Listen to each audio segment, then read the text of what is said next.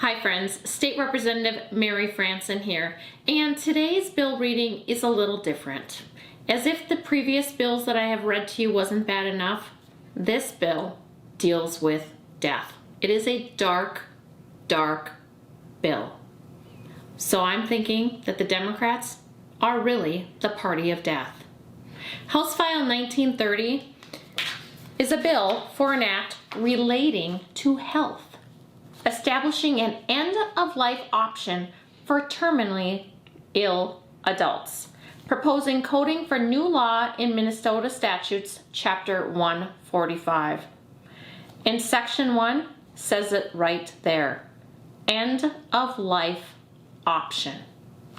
So, basically, if you have a terminal illness, the option they want you to have is the ability to end your life.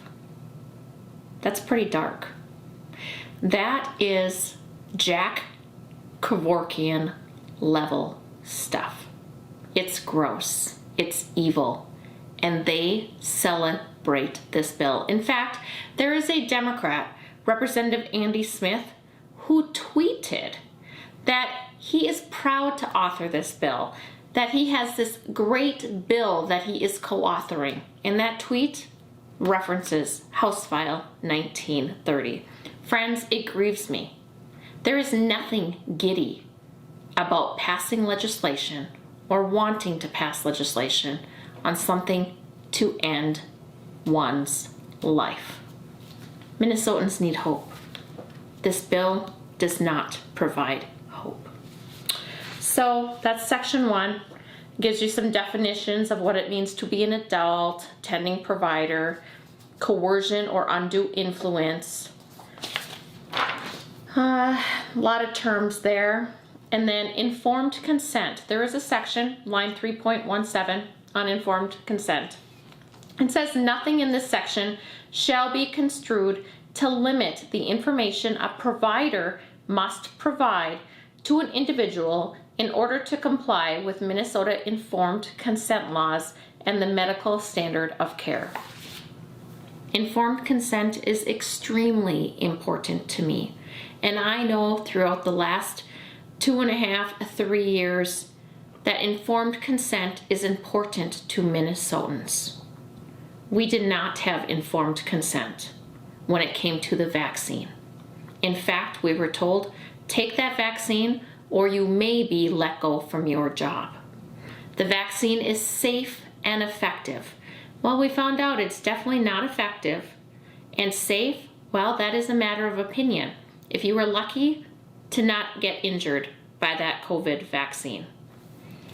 So, friends, informed consent, it's a little hard for me to believe. Let's see here. There is a standard of care. Medical care that complies with the requirements of this section meets the medical standard of care. It says nothing in this section exempts a provider or other medical personnel from meeting medical standards of care for the treatment of individuals with a terminal disease. And then there's some qualifications. There has to be a request made twice with an oral request, and then a written request for the ability to end one's life. Oral and written requests for medical aid in dying may be made only by the requesting individual and shall not be made by the individual's surrogate decision maker, healthcare proxy, attorney in fact for healthcare, nor via advanced healthcare directive. For terminally ill adults who may have difficulty with oral communication, written materials, technology-assisted communication, interpreters, or other assistance consistent with Title III of the Americans with Disabilities Act as necessary may qualify as an oral request.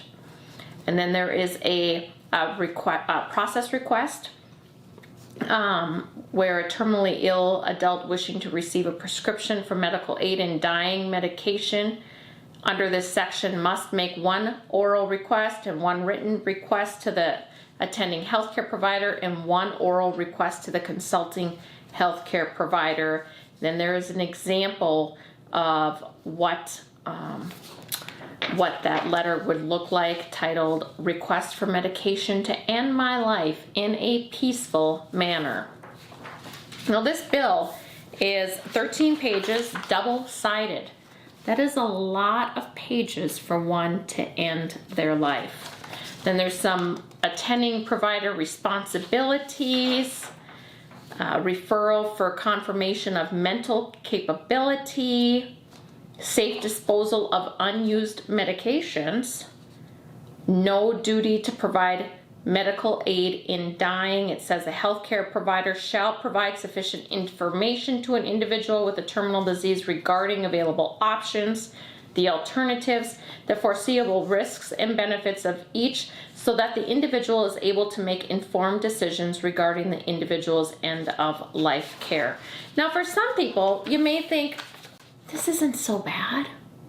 It seems reasonable and a balanced approach. Well, friends, do you know what's happening in Canada? So, headline of March 2023, Canada will allow mental health patients with no physical ailments to seek doctor-assisted suicide. The headline for this piece of news here: hungry, poor, and disabled Canadians now seeking assisted suicide. So imagine, things are a little down on the weather, bad luck, maybe you're having some housing issues, maybe the dollar isn't stretching as much as it used to.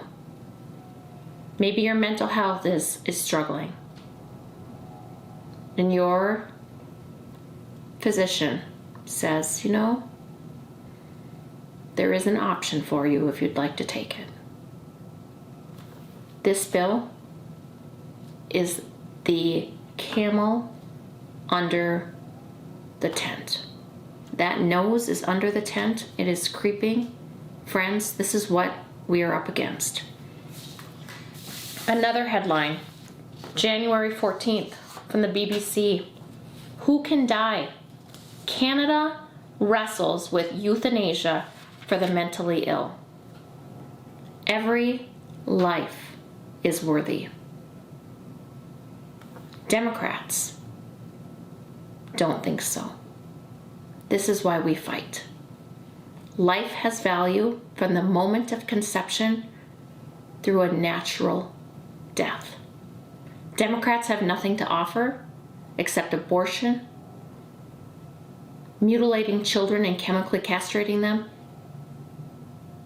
and then if you're lucky to get into a nursing home, they don't want to fund it. Use your voice. Contact the Democrats and tell them to vote no on the assisted suicide bill. Thank you.